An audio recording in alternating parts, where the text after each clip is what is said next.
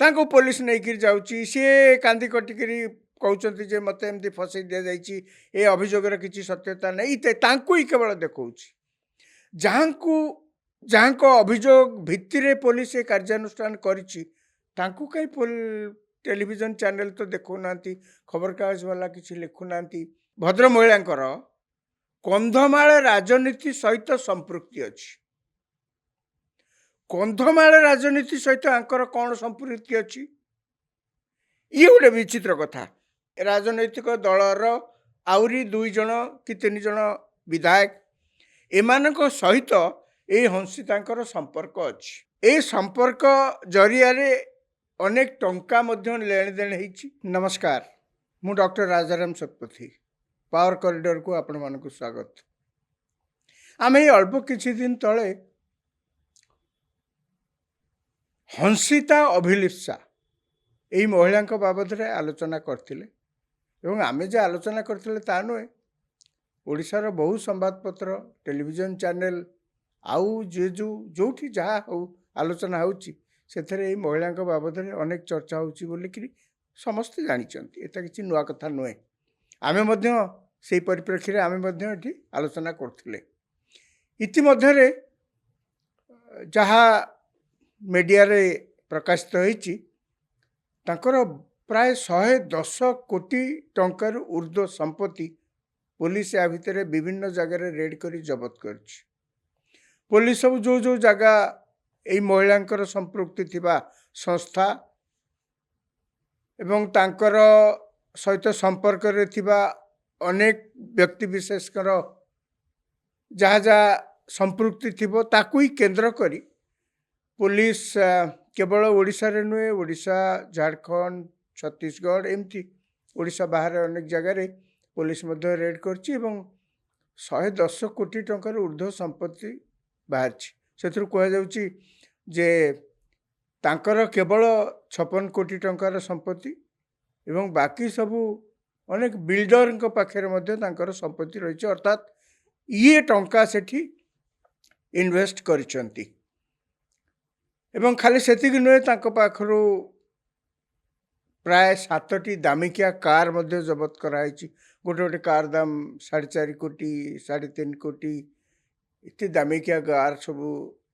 ତାଙ୍କ ଘରୁ ବା ତାଙ୍କର ଅଫିସ ଯେଉଁଠି ସବୁ ଚାଲୁଥିଲା ସେଠି ଜବତ କରାଯାଇଛି। ଏସବୁ ଭିତରେ ପ୍ରଥମ ଦିନରୁ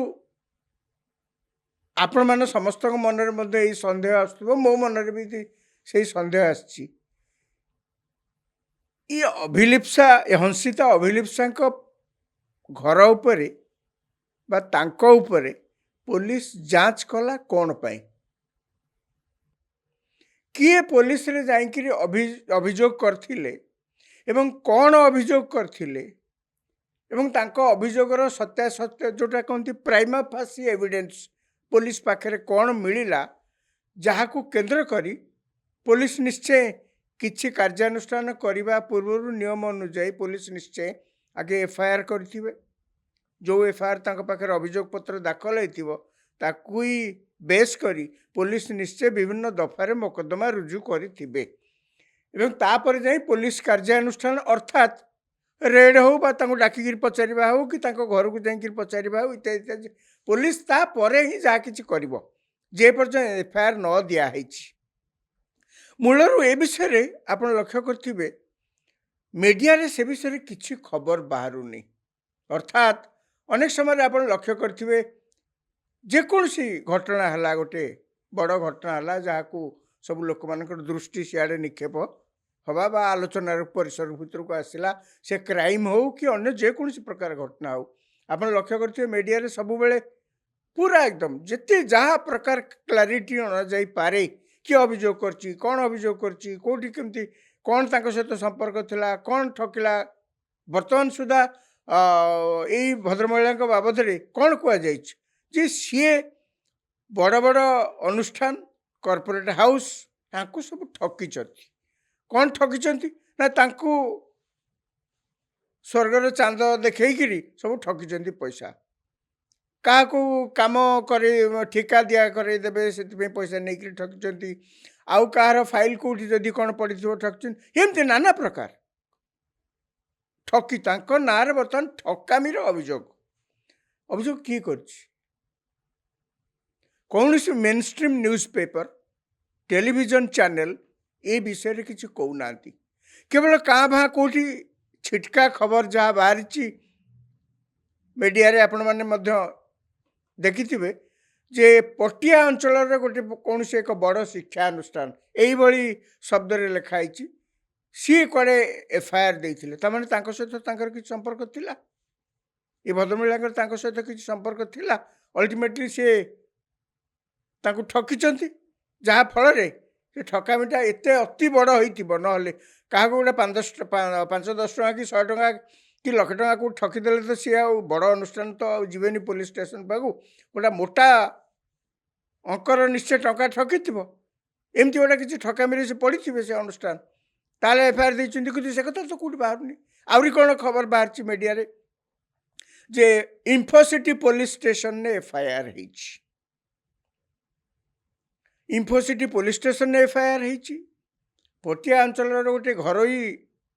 बड़ शिक्षानुष्ठान अभियोग पत्र दाखल कर खबर केवल एमती बाहर आउ बेसी किसी बाहर कहीं बाहर जदि जे एफआईआर देइचंती जो अनुष्ठान देइची बा कौन से व्यक्ति विशेष जदि देइचंती मीडिया कहीं से विषय चुप रोच केवल जहाँ को बाबद अभियोग होइची अर्थात ये जो हंसिता अभिलिप्सा को बाबद तांकु ही केवल देखाउची तांको पुलिस नहीं जाउची सी कांदी कटिकरी कहते जे मत एमती फसई दि जाइए ये अभियोगर किसी सत्यता नहीं तांकु ही केवल देखौची जहाँ को अभियोग भित्तिरे पुलिस ये कार्यानुष्ठान करिची तांकु कहीं टेलीविजन चैनल तो देखुना खबर कागज वाला किसी लिखुना कि पुलिस अनेक समय आप लक्ष्य करते बड़ बड़ घटना हेल्ले पुलिस आगू आसी स्पष्ट किसी कहे ये अभियोग करते बड़ घटना आज्ञा पुलिस चुप कहीं किसी तो गोटे कारण थी यार भितर आप लक्ष्य करेंगे ये आउरी गोटे मिस्ट्री ये आउरी गोटे मिस्ट्री जो अभियोगकारी बाबद मीडिया साइलेंट ये गोटे मिस्ट्री ये भद्रमहिला जमती सब एत जगार केमी ठकिले ये तो गोटे आश्चर्य कथा केमी ठकी पार्टी एमती जा मुझे जाकि कौन कहीदेवी प्रधानमंत्री एमती पर चिन्हा परिचय से बड़ बड़ कम करदे इतने सहजरे लोक कौन भली जाऊँच मु कहीं भावुनी एत सहजरे आजिकार लोके शिक्षार प्रसार है लोके चालाक चतुर है ताकू केमिति सेमाने किंतु ठकी नहे नाना प्रकार कथा मीडिया अनेक समय प्रचारित होची से ऑनलाइन ठकामी हो कि अन्य जेकोसी प्रकार ठकामी हो लोके आईन कानून निजर अधिकार पाठशाठ पढ़ा फल शिक्षार प्रसार हवा फल लोके सचेतन है ता भितर केमिति एमाने सब जाई ठकी दउचंती ये भी गोटे मिस्ट्री यार भितर आप लक्ष्य करेंगे ये गोलिया पानी की आउरी गोलिया गोटे स्टेटमेंट आ भितर कौन ना मीडिया रे जहाँ घूरी बुलूची गोटे स्टेटमेंट से स्टेटमेंट कार ना बरगढ़ एमपी प्रदीप पुरोहित सी तांकर गोटे वक्तव्य बर्तमान मीडिया रे घूरी बुलूची सी कौन अभियोग कर तो जहाँ अभियोग कर संगीन माने घटना जी मिस्टेरियस तांको अभियोग आसला परे ए घटना आउरी बड़ मिस्ट्री हो जाउची कौन से अभियोग करचंती ना यही भद्र महिलांकर कंधमाल राजनीति सहित संपृक्ति अच्छी कंधमाल राजनीति सहित आंकर कौन संपृक्ति अच्छी ये गोटे विचित्र कथा खाली से कहना सी आरु कहते कलाहांडी जिलार जड़े पूर्वतन मंत्री एवं सही राजनैतिक दलर आउरी 2 जन कि 3 जन विधायक एमानक सहित ये हंसितांकर संपर्क अच्छी अर्थात खाली संपर्क एमती कथबार्तार संपर्क नुहे तांकर कहवा कथा जे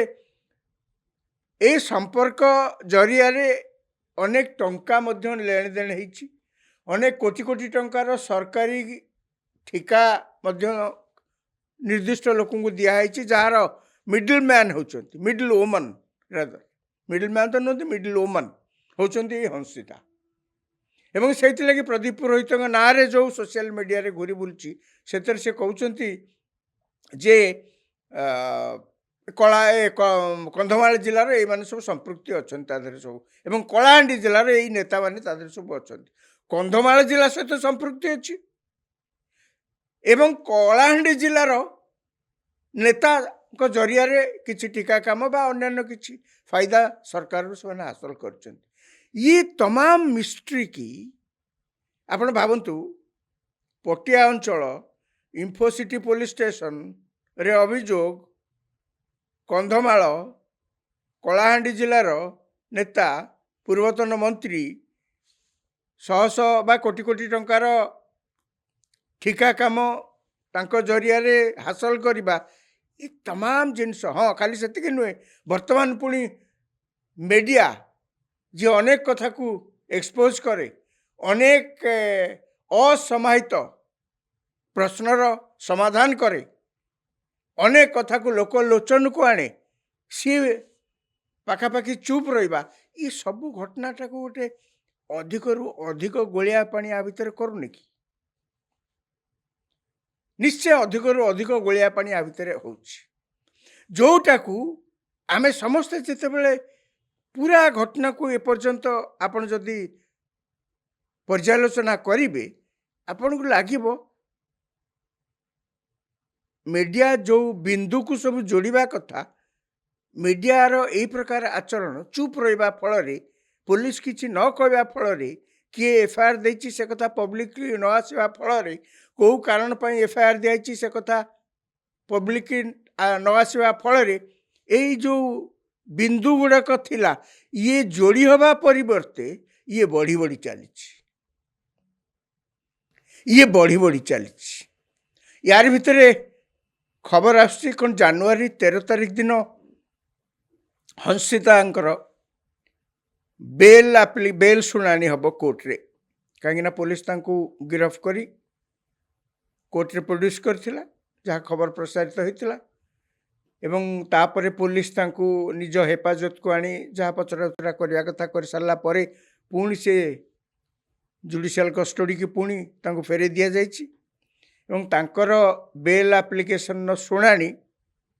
जनवरी 13 तारिख रे हब बोलिकी या भितर मध्य खबर प्रकाश पाउछि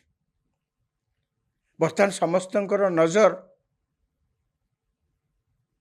पुणी भविष्य ये आगामी दिन में जिते बेल एप्लिकेशन हम से बेल एप्लिकेशन ने कौन हम कौन से निष्कर्ष बाहर बेल मंजूरी हम कि मंजूरी हम ना अंततः से दिन सुधा किए अभियोग करचंती कौन पे अभियोग करचंती को कारण पे अभियोग करचंती सहित कौन संपर्क थिला जे ठकई हेले आमे आशा करिबा समस्ते आलोचना मध्य करचंती पावर कॉरिडोर रे सही चर्चा अंततः से दिन सुधा सब कथा अंततः परिष्कार हो जाइथिबो पब्लिकली अपेक्षा करिबा से दिन पर्यंत नमस्कार।